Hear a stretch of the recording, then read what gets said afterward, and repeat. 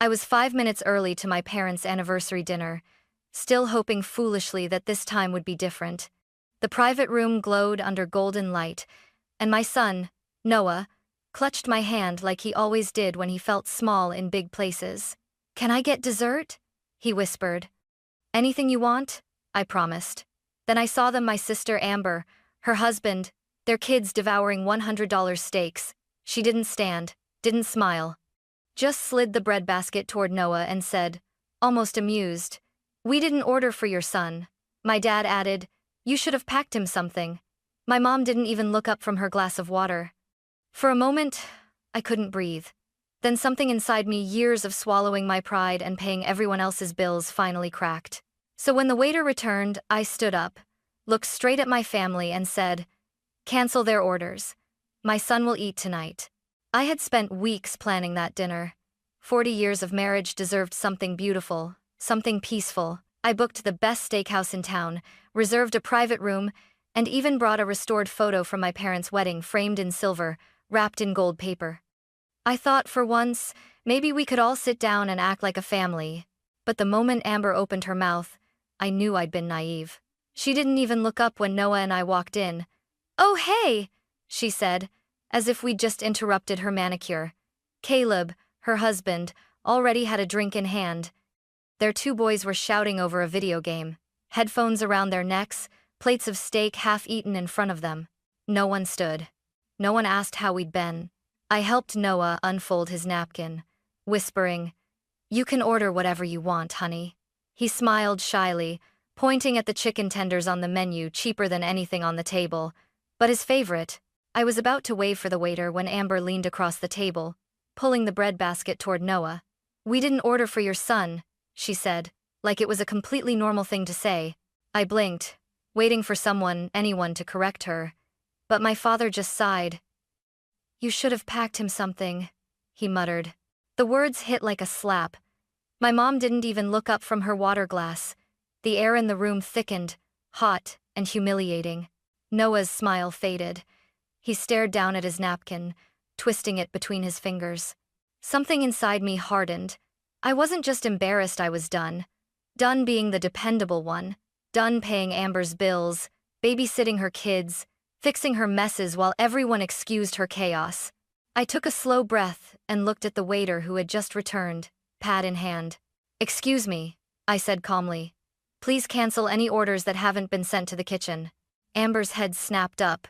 "What?" I smiled, steady and cold.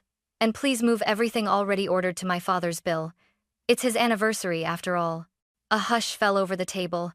My dad froze mid-bite. Amber's mouth opened, then closed again. "And my son," I added, "will have the ribeye medium rare with truffle mac and cheese. Make it quick."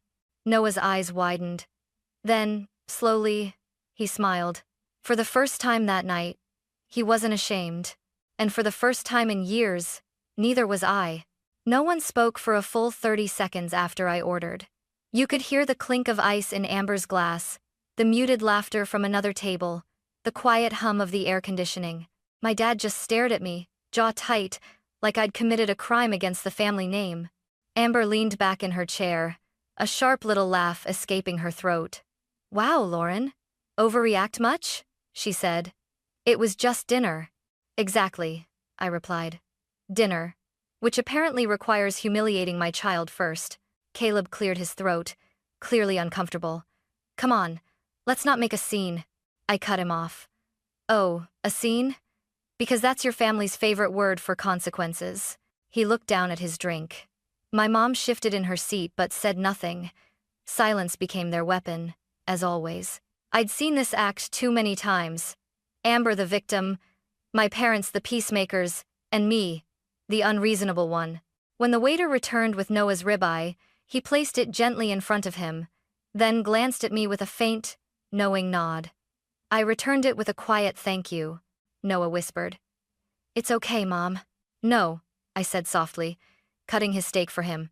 "It's not, but it will be." Amber's kids were now whining because their fries had gone cold. My mom started fussing over them immediately, like it was a national emergency. Noah just ate quietly, every bite deliberate, like he understood this meal wasn't just food, it was a statement. When the check finally came, the waiter handed it to my dad. I watched the color rise in his face as he saw the total. He looked at me as if I'd betrayed him. "You really think this was necessary?" he asked through clenched teeth. I met his stare. Completely. He pushed his chair back. "You've embarrassed us." "Funny," I said, standing up. "That's exactly what you said when I graduated with honors instead of getting engaged like Amber." His lips tightened, but I didn't wait for another word. I placed the gold-wrapped photo on the table. "For the anniversary," I said. "You can open it when we're gone." I took Noah's hand, and we started toward the door. As we passed the dessert cart, my elbow brushed a tray just enough to send one delicate plate crashing to the floor. The entire room turned to look. I didn't apologize. Outside, the night air felt cool, sharp, clean. Noah squeezed my hand again. "Mom?" he said softly. "Are we in trouble?" I knelt so we were eye to eye. "No, sweetheart," I said. "We're free." Behind us, through the window, I saw my father glaring, Amber whispering, my mother pretending not to notice the broken dessert plate on the floor. Let them eat in silence. I'd had enough of swallowing mine. The next morning, my phone wouldn't stop buzzing texts, calls, voicemails. "Amber, what the hell is wrong with you, Dad? You'll pay for that dinner, Lauren. You humiliated us." "Mom, you embarrassed your father on his anniversary." I didn't answer a single one. I poured myself coffee, helped Noah get ready for school, and let the storm scream into the void. By evening, I thought it had passed. I was wrong. At exactly 6:42 p.m., a car door slammed in my driveway, then another. Through the window, I saw them, my parents, Amber, and that envelope in my father's hand. He was gripping it like it was evidence for a trial. Noah peeked from behind the curtain. "They're here," he whispered. "I know," I said quietly, setting my mug down. "Go to your room, sweetheart." The doorbell didn't ring, they just walked in, as if my house still belonged to them. "Lauren," my mother began, her voice dripping with performative calm. "We need to talk." Amber crossed her arms. "You embarrassed the whole family last night. You turned a simple dinner into a circus." I leaned against the counter, arms folded. "You mean the dinner where you refused to feed my son?" Dad dropped the manila envelope on the island with a sharp thud. "That's the invoice for the private room. $1,000. Since you decided to cancel things, you'll pay your share." I looked at the envelope, then back at him. "You came here for $1,000? Amber scoffed. "You're unbelievable." That's when I picked up my phone and called Uncle Mark. "They're here," I said simply. "We'll be there in 10, he replied. The room went still. Amber frowned. "You called reinforcements? God, you always need an audience." "I just like witnesses," I said. 9 minutes later, Mark and Aunt Diane walked in without knocking. My mother's fake smile faltered. My dad's color drained. Mark stood beside me, quiet but solid. Diane's eyes swept the room like she was collecting data. "Let's make this quick," I said. "I'm done supporting Amber. The rent I've been covering for the past year done. The babysitting done. The excuses done." Amber's voice shot up. "Excuse me? You offered? You wanted to help." Diane's tone cut through her like a blade. "You wanted help, Amber. And Lauren gave it. Every time you called crying about bills or Doug or life being unfair, when's the last time you helped her?" Amber's jaw clenched. No answer. Dad slammed a palm on the counter. "Enough. This is between sisters." Diane didn't flinch. "Then maybe start acting like one." Silence. I opened the envelope, pulled out the invoice, and looked at the number. 1,000 even. I reached into my purse, pulled out my wallet, and laid 5 crisp hundreds on the counter. "Here," I said. "Not out of obligation, out of pure pettiness. So you don't get the satisfaction of the full amount." Amber gasped. "You're pathetic." "No," I said softly. "I'm free." My father's face twisted red. "We raised you better than this." I walked to the door and opened it wide. "No," I said, voice calm, steady. "You raised me to serve, to stay quiet, to make peace at my own expense. I'm unlearning that now." For a heartbeat, no one moved. Then Mark stood beside me. That was enough. They filed out angry, muttering, slamming the door behind them. I locked it. Then I just stood there, staring at the empty space where the envelope had been. It wasn't relief. It wasn't joy. It was silence, clean, sharp, and final. The quiet after that confrontation lasted barely 3 days. Then came the digital war. It started with a Facebook post. Amber uploaded a smiling photo of her and my parents, captioned, "Family is everything, even when some people forget what that means." The comments section filled fast. Hearts, prayers, cousins chiming in with, "So true," and "You deserve peace, girl." No names, of course, but everyone knew who "some people" meant. I didn't reply. I didn't defend myself. I just scrolled, screenshot, and closed the app. Silence had worked better than any argument that night. At dinner it would work again. Or so I thought. 2 days later, my phone rang while I was making pancakes for Noah. Unknown number. I almost ignored it. "Mrs. Hayes?" a woman's voice asked. "This is from Willow Creek Elementary." My stomach tightened. "Is Noah okay?" "He's fine," she said quickly. "But we received an anonymous report expressing concern about his emotional well-being." For a second, I didn't understand. "A what?" "A report, ma'am. Someone claimed he's been withdrawn, maybe neglected. We're required to follow up." I set down the spatula, heart pounding. "Withdrawn?" I glanced at Noah, sitting at the table, happily drowning his pancakes in syrup. "Yes, ma'am. The counselor spoke with him today. He seems perfectly fine. Respectful, polite, no red flags. But we're required to document it." There it was. The click of recognition, cold and sharp. Anonymous. Family is everything. I took a breath. "Thank you for letting me know." When I hung up, my hands were trembling not from fear, but from fury. That night, I sat by the window after Noah went to bed, watching the reflection of my phone screen glow in the glass. The call replayed in my mind like static. Withdrawn. Neglected. Those words would now live somewhere in a file about my son because someone wanted to punish me for setting a boundary. The next morning, there was another knock. 2 women in plain clothes stood at my door, badges flashing. "Mrs. Hayes? Child Protective Services." The world seemed to narrow around their voices. I stepped aside. "Come in." They were polite, professional. They checked the kitchen, the fridge, Noah's room lined with books, Lego sets, and clean laundry. They asked questions, took notes. "Who filed the report?" I asked. "One was anonymous," one of them said carefully. "It happens." When they left, one of them hesitated on the porch. "Mrs. Hayes," she said quietly, "we see these kinds of cases all the time. You seem like a good mom." I thanked her. I shut the door. Then I slid down against it until I was sitting on the floor. The humiliation burned, but beneath it was something colder. Strategy.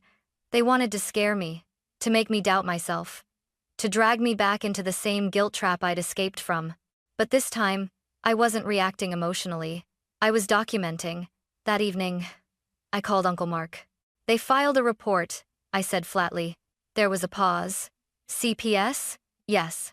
He exhaled slowly. That was the warning shot. "I know. You need to move carefully now. Start building your record. Screenshots, statements, everything." "I already have a folder," I said, staring at my laptop. "It's called Receipts, Amber." He gave a low whistle. "Good. Keep going." After the call, I opened my files, text messages, Venmo screenshots, photos from the restaurant, the restored wedding picture, still sitting on my counter. I renamed the folder, Family War, Evidence. For a long time, I just stared at the name. Somewhere between the bread basket and the CPS visit, I'd stopped being the peacekeeper. Now I was the one keeping score. Outside, the night was quiet. Noah was asleep, safe.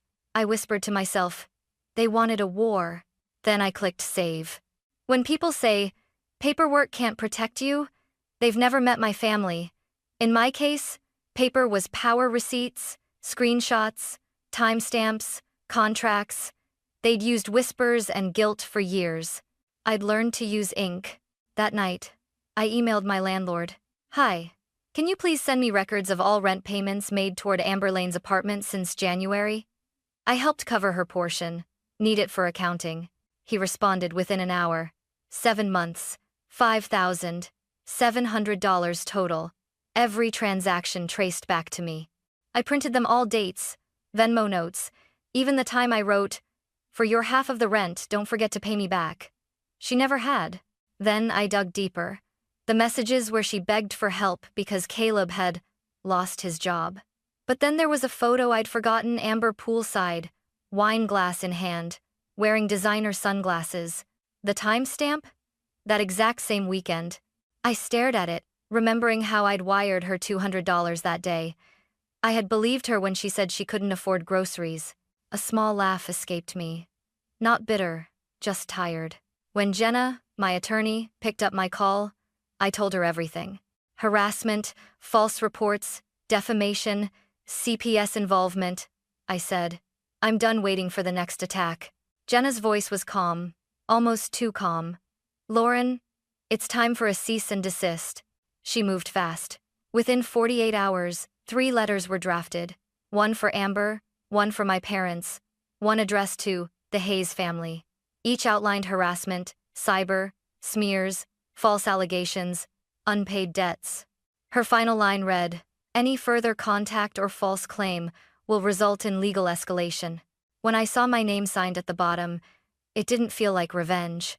It felt like freedom, an official declaration that I was done being their punching bag. The letters were sent by courier. Silence followed. For 2 days. Then, one morning, my phone buzzed with a notification: Venmo. A payment from Caleb Lane. Amount: $2,850. Note: half the rent. I told her to stop. I'm out. I stared at the screen for a long time.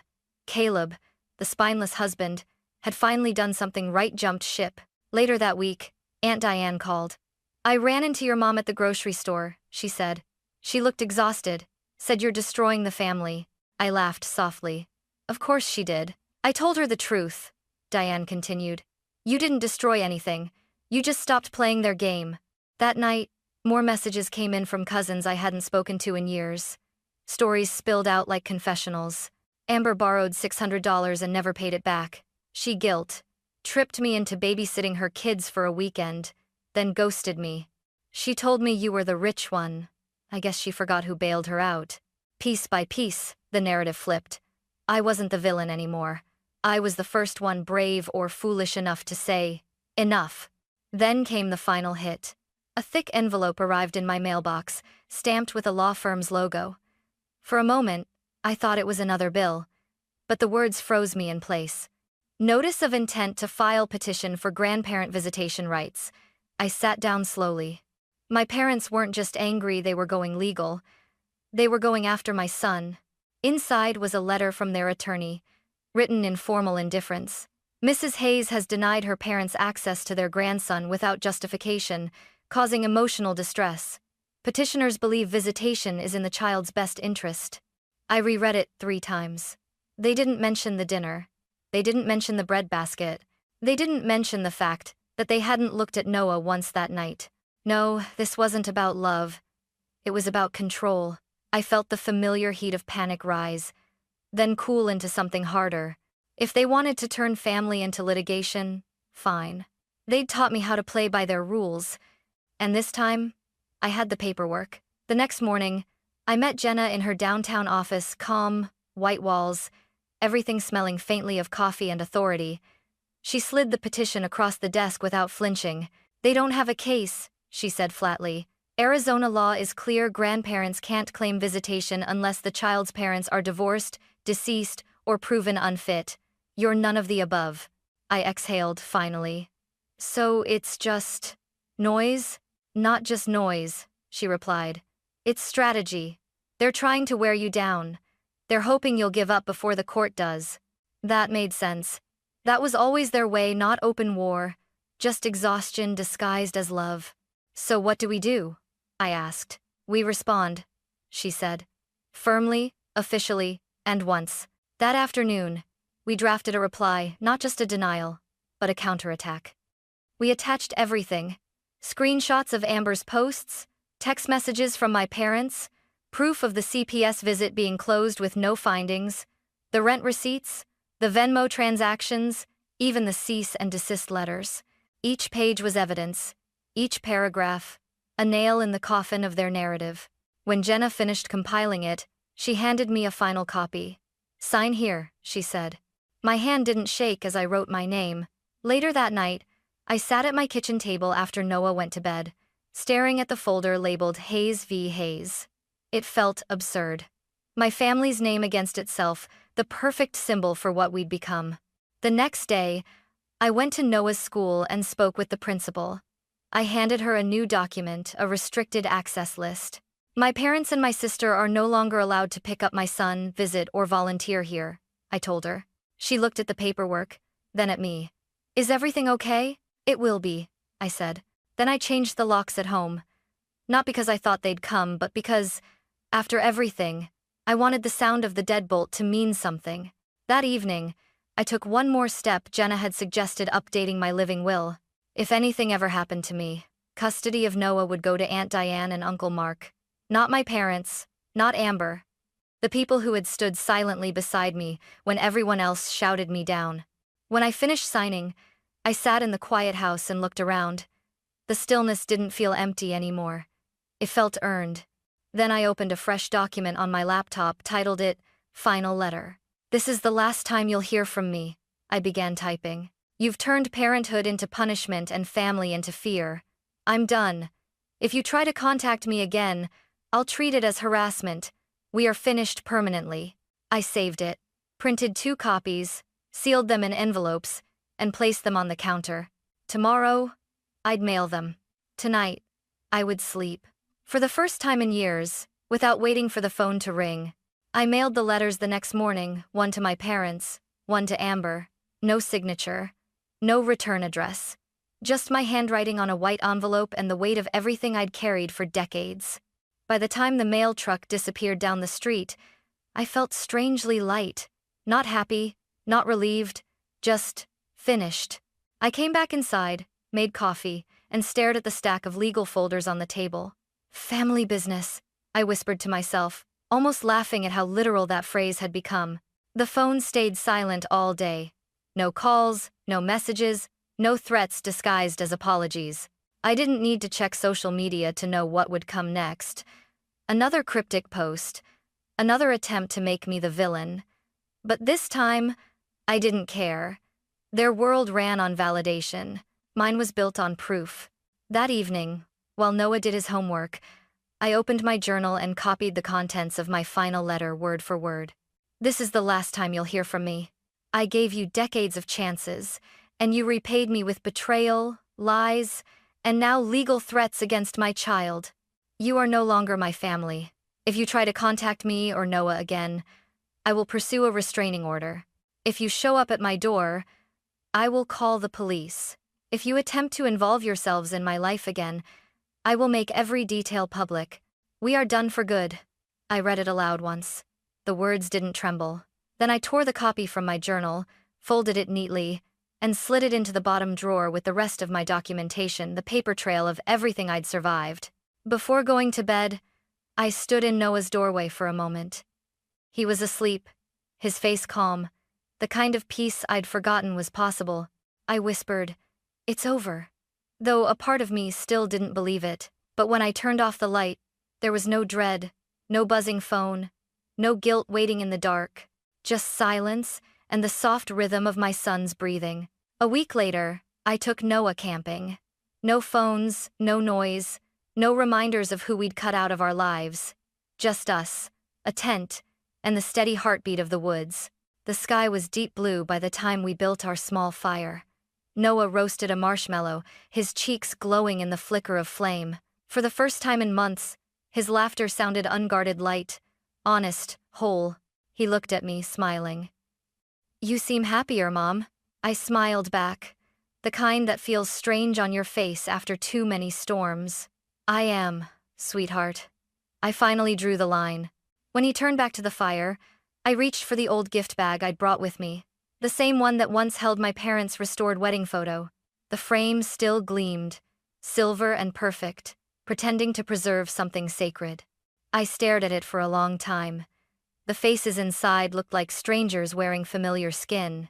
Then, slowly, I unwrapped it and laid it at the edge of the fire pit.